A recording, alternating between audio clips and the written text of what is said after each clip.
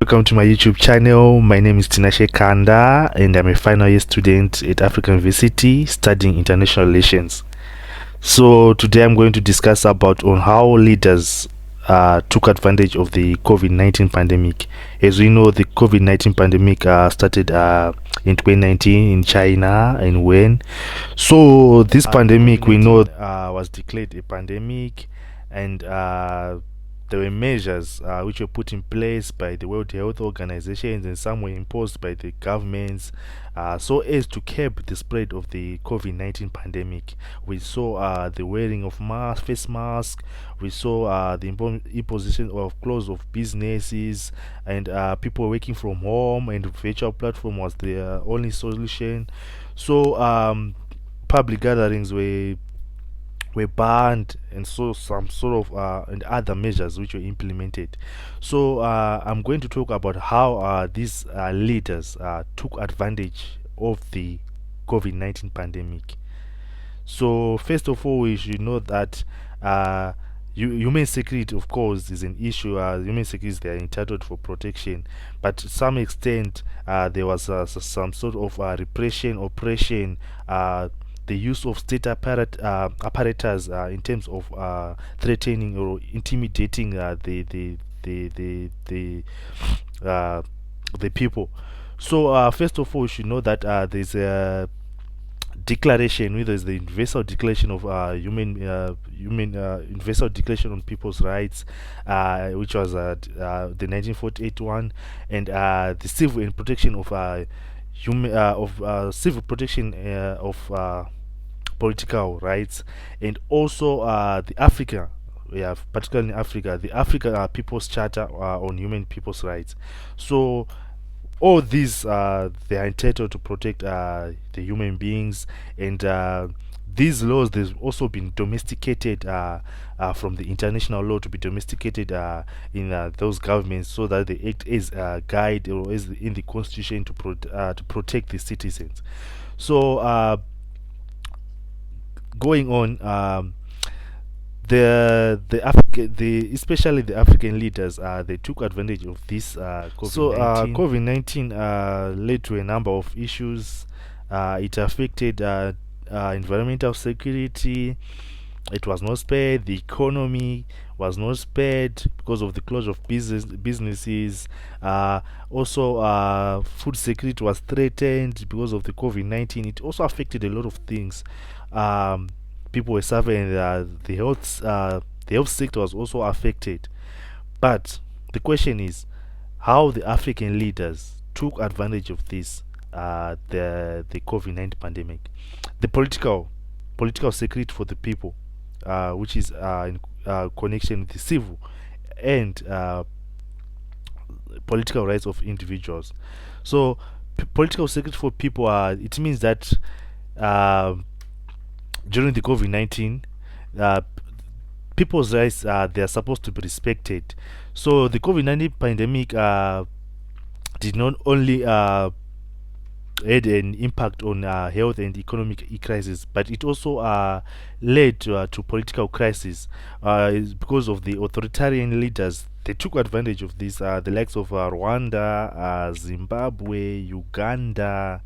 Uh, we saw the intimidation, oppression of people being denied their rights in terms of political participation, in staging demonstrations, uh, in terms of public gatherings, which are maybe this COVID-19 it also opened doors to the most selfish dictators in terms of uh, trying to push their political agendas. As we know, the likes of Zimbabwe with the opposition members, the Citizens Coalition for Change, the MDC Alliance, and other political parties. So in Zimbabwe, the ruling part of ZANU PF took advantage so as to make sure that the opposition parties they are not given platform to express their views in terms of banning um, there was banning of primary elections, which were due, but they said that primary elections were not supposed to be conducted because of the COVID-19. But at the same time, the ruling party members were campaigning during that time of the COVID-19 pandemic. But when it comes to the other opposition members, the likes of the MTs, the Triple C, they were not given platforms to campaign. They were banned to express their to make sure that they use they campaign for these primary elections. Also, in Zimbabwe, we saw the banning of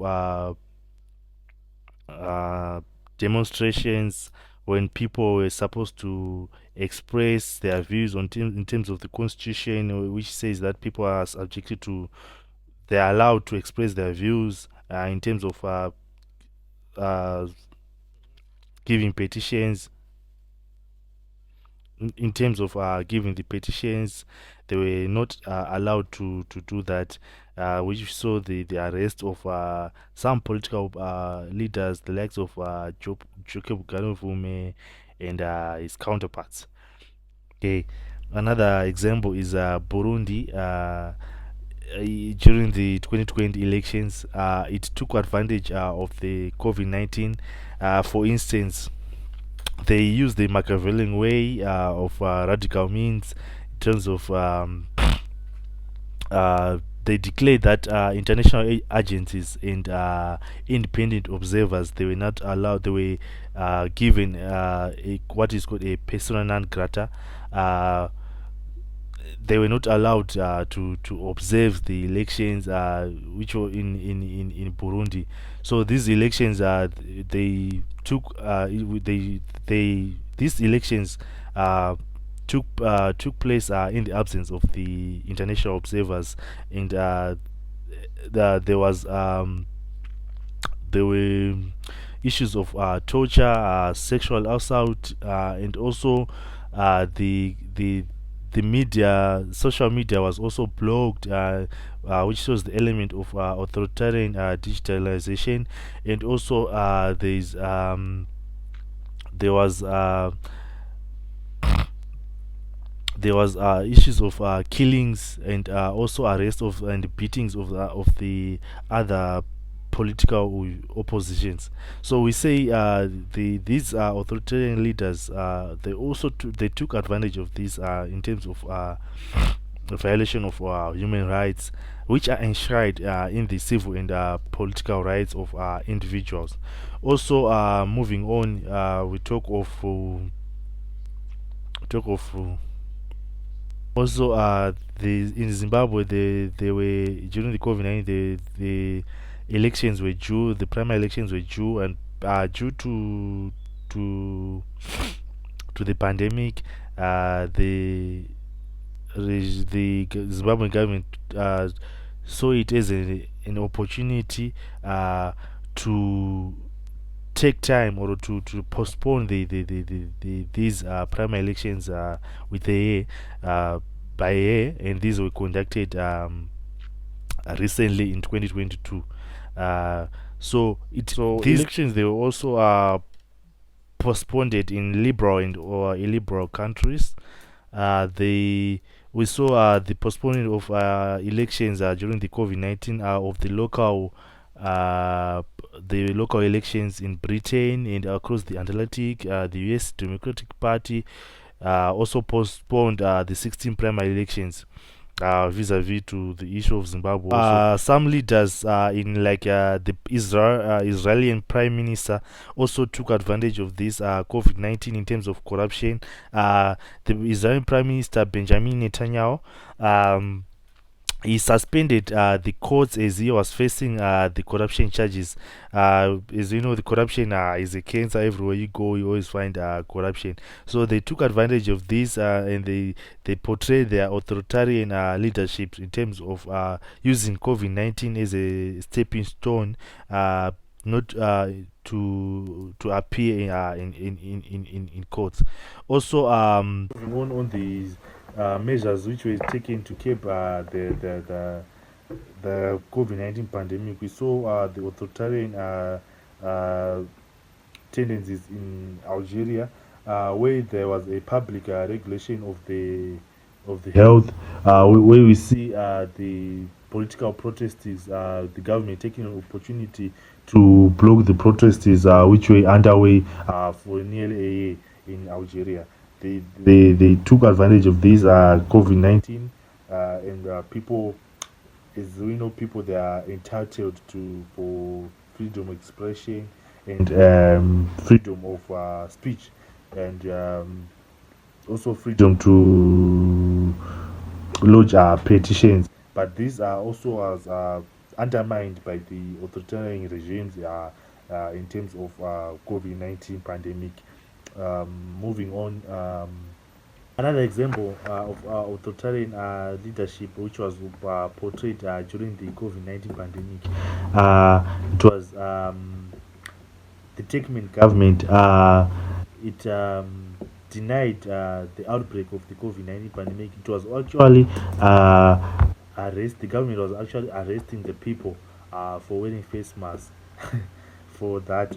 So this also shows the authoritarian characteristics or uh, elements which were brought about by the COVID-19 pandemic, which saw the leadership portraying authoritarian tendencies on violation of human rights.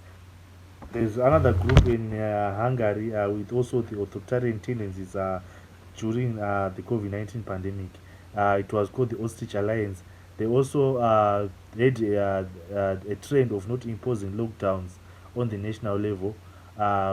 Also, their analysis would it was not only in Africa where the opposition members were banned. Also in countries like Russia, the taxmen they were also authoritarian tendencies under the disguise of the pandemic, where the opposition were included were included in control of the health measures. So to crack down on political opposition figures, they were used to limit. This was used to limit freedom of expression. Also, the ability the civic organizations, they were also denied access. They were restricted to ability of in Baku, Azerbaijan President Ilham Aliyev, uh, in March during the COVID-19 pandemic, March 2020, he imposed tough new punishments of the those convicted of violating anti-epidemic sanitary, hygienic, or lockdown rules. The criminal law imposed a fine of about $3,000 of the Azerbaijan currency. Is also in up to 3 years in prison for violations such as to wear a mask in public. So we see those are convicted of spreading the virus. They faced up to 5 years in prison. So the according to the Human Rights Watch, it warned that the Baku's criminal punishments for spreading COVID are not a legitimate or proportionate response to the threat posed by the virus. So this was not in line with the virus, but they were also these were authoritarian tendencies of how can someone spend 3 years or 5 years in prison for not wearing a face mask. Also in Zimbabwe, they also use these days to collect for especially the state security, the issue of corruption. As well, I was talking about corruption. They were bribed, or they intimidated people for not wearing face masks. They were saying that the people were intimidated that they were going to be arrested or they will face the rule of law for not wearing face masks. So this COVID-19, it was an eye opener on how the state institutions, on how they are captured or how they are weak in terms of um,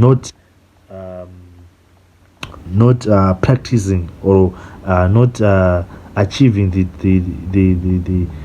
the issues of transparency, accountability, which makes a democratic state thrives. So we saw that the element of authoritarianism in terms of the COVID-19 leadership, the COVID-19 during the COVID-19 pandemic. Also, the Belarusian borders, so one can say that the authoritarian leader Alexander Lukashenko for using COVID-19 restrictions to suppress the mass demonstrations against his regime. One can say that the use of political related COVID-19 measures is seen as just one tool in a Minsk broader strategy of intensified police crackdowns, where we see that the civilians, they are being violated of their rights of freedom of expression. They are being intimidated with the use of state apparatus. Also, the rights group of the rights groups in which is called in Vizina in Belarus. They say that in December that more than 900 politically motivated criminal cases were opened in 2020 against Belarusian opposition candidates and their teams, activists, and protesters. We see that this is the same element which is happening in Zimbabwe, where the opposition members, they are being intimidated, they are being charged for certain issues like uh,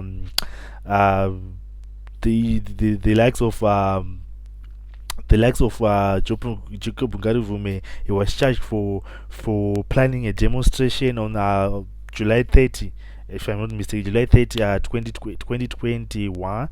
We saw the arrest of Jacob Ngaruvume and Hobo Chinyono for allegedly inciting or people to demonstrate, and they were charged for that.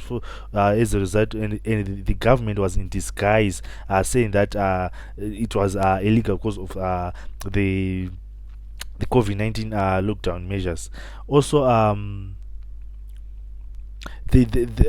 Minsk from the Belarusian government also downplayed the threat posed by COVID-19 for months. Lukashenko repeatedly accused the opposition and hundreds of thousands of protesters in the streets of being foreign-backed puppets. So we see the citizens, they are being intimidated, they are being charged, they are being undermined of their rights because of relating to certain political parties. So we see the issue of political interference from other authoritarian leaders being portrayed during the COVID-19 pandemic. Also, the State Border Committee in Belarus stated that the restrictions were necessary to prevent the spread of the infection caused by COVID-19. But at the same time, the authoritarian expanded the border ban to prevent Belarusian and permanent residents from leaving the country because of the pandemic. I will share a picture or a video where whilst Belarusian President Lukashenko shaking hands with no protective for clothing for COVID-19 during the COVID-19 pandemic. Well, so this shows that how authoritarian leadership sees themselves as demigods, the people who want to be worshipped. We see that element also in Zimbabwe, where with selective application of in terms of belonging to certain political party. We see that that element where the ruling party is the government, and which is ZANU-PF. At the same time, those people, the same people you find at the cabinet deliberating the government daily or the government duties are the same people you find at the Politburo meetings at ZANU-PF. So there is no selection, separation of powers. We see that this element of authoritarian leadership, there's abuse of certain certain offices in relationship to issues of government. Also, этих комбинезонах я уже по 10 раз со всеми поздоровался. Это здесь и я. Also, moving on, the issue of intimidation in Russia. In Russia, the people, it was studied that the Russian authorities they fear that they appear to fear criticism more than the deadly COVID-19 pandemic. This was justified by the arrest and detention of other uh, individuals. Also, this is the same similar situation in Zimbabwe, whereby people they fear the police for not wearing face masks, but at the same time they don't fear the COVID-19 pandemic. So this also shows the threats of the COVID the colors which were portrayed by the authoritarian leadership during the COVID-19 pandemic. Um, Moving on, the issue of disinformation and propaganda. Authoritarian leaders saw it as an opportunity during the COVID-19 pandemic to save information in terms of not reporting some of the issues and the issues are in terms of COVID-19 statistics. Some they were not reported, the deaths and the effects of the COVID-19. Some issues were not even allowed to be published during the COVID-19 pandemic. So, overall, the video touched on a number of issues in terms of human rights violation, on how the authoritarian leaders, on how the leaders took advantage of the COVID-19 pandemic during the lockdowns which were imposed by governments. So we've seen the number of effects of what COVID-19 um, had on human security, in terms of human security. So I'm also going to share some slides on what other people think or other people think about on how um, these leaders have taken advantage of the COVID-19 pandemic. So I'm going to share with my other colleague, Amadias Malonje from Malawi. He's going to tell us more about how the leaders took advantage of the COVID-19 pandemic. Hello, my name is Amadeus Malonje, and I'm here to talk about the resurgence of authoritarianism during COVID in Africa. A time where, or still a time where, states are literally given, tools for state control, with the lockdown measures, quarantine, the social distancing procedures, things that states would utilize to their highest form to grasp at state control.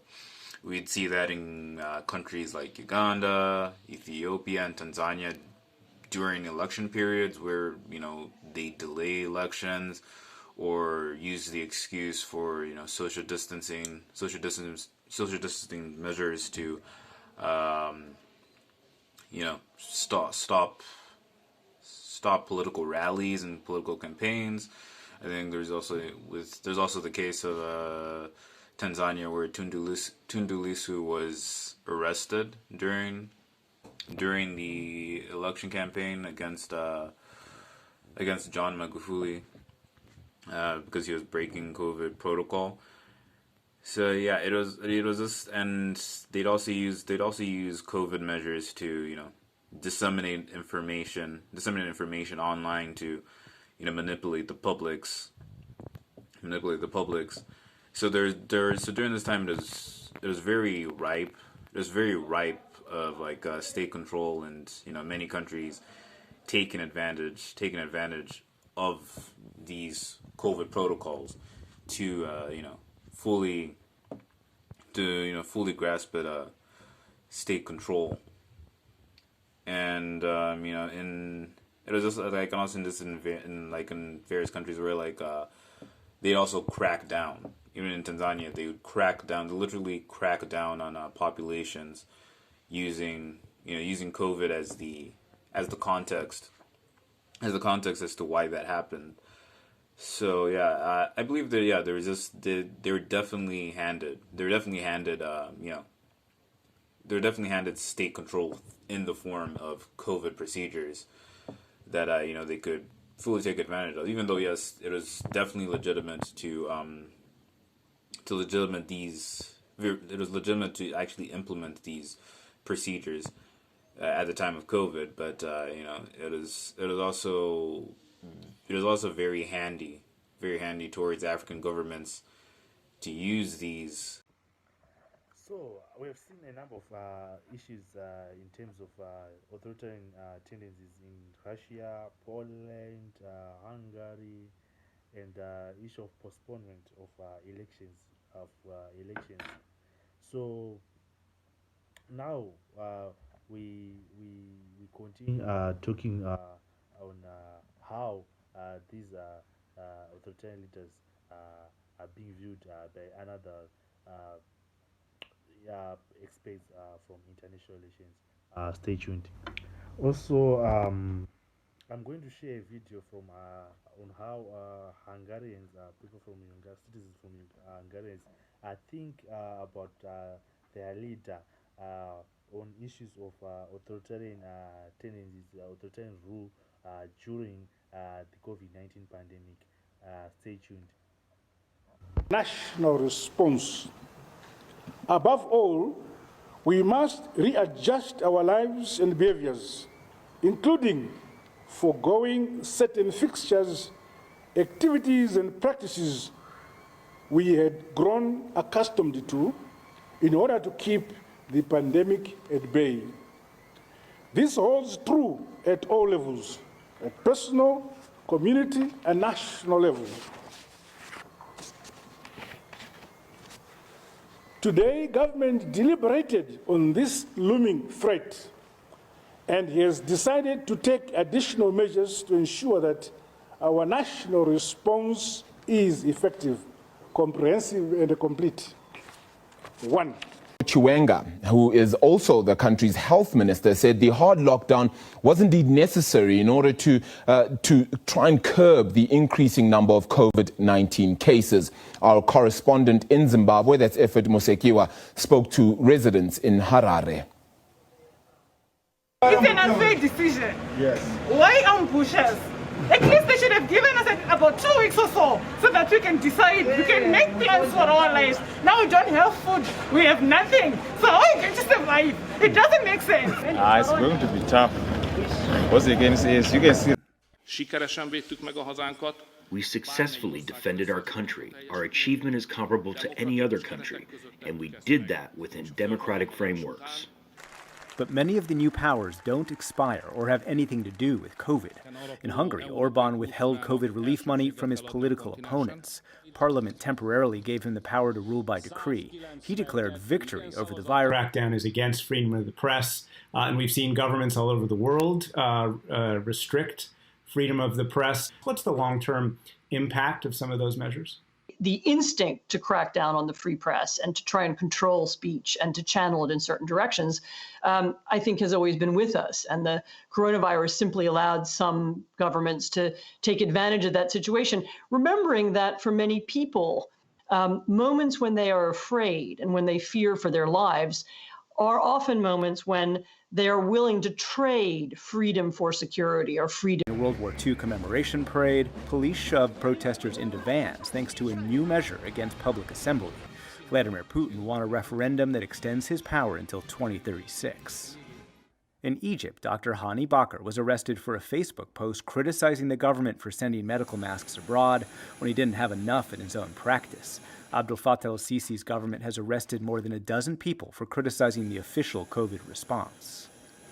In other countries, opportunism. In Poland, President Andrzej Duda pushed through and won a recent election despite EU concerns it wouldn't be safe or fair. The vote was upheld by Duda's hand-picked Supreme Court. In Hong Kong, the pro-Beijing Legislative Council cited COVID to postpone a planned September vote that it was expected to lose.